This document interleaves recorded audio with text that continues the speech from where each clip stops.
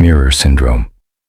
Sometimes we look into the mirror and see ourselves, but what if one day we notice that the reflection behaves not as it should? Maria never thought about it until one day she saw her reflection blink, later than she did. It happened late in the evening, on an ordinary day. She was washing her face before bed, lifted her head, and froze for a moment. Her reflection's eyes remained open for a fraction of a second longer than hers. She shuddered, but quickly brushed off the thought. "Just tired," she muttered and turned off the bathroom light.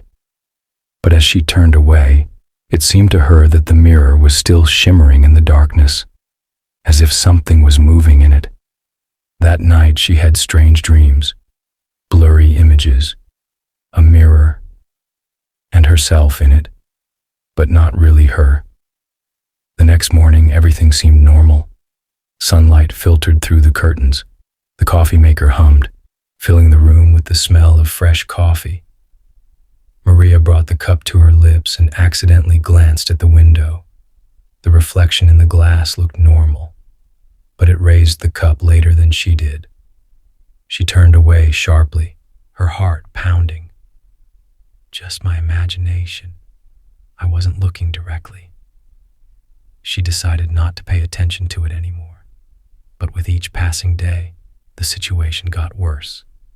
In the elevator, out of the corner of her eye, she noticed her reflection blinking twice in a row. She started avoiding mirrors. She didn't look at store windows or the reflective surface of her phone.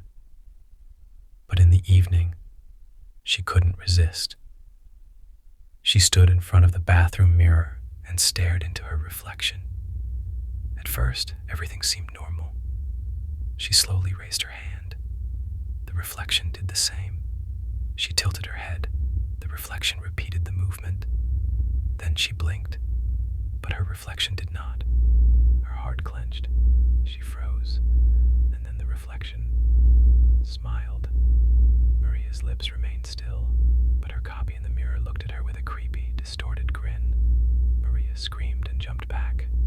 The reflection no longer mirrored her movements. It just stood there and watched. Its eyes turned black, like a void. She ran out of the bathroom, slammed the door shut, and breathed heavily in the dark hallway. This can't be happening. This is impossible. She turned on the camera on her phone, faced the door, and slowly opened it. The mirror looked normal. The reflection was ordinary. She took a deep breath, stepped forward, and then her reflection smiled again. She screamed and dropped her phone.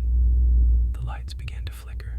She grabbed a hammer from the shelf and, without hesitation, struck the mirror. The glass shattered, but behind the shards, there was another mirror, and in it, her reflection. It no longer copied her movements. It just stood there and watched. Then it spoke. "You've been here for too long." Maria felt her body grow heavy, her consciousness blurred. She fell. When she opened her eyes, she was inside the mirror. Her real self stood on the other side of the glass. It smiled with satisfaction, turned around, and walked out of the room. Maria screamed, banging against the glass, but no one could hear her. She was trapped inside, just a reflection now, and her copy was living her life.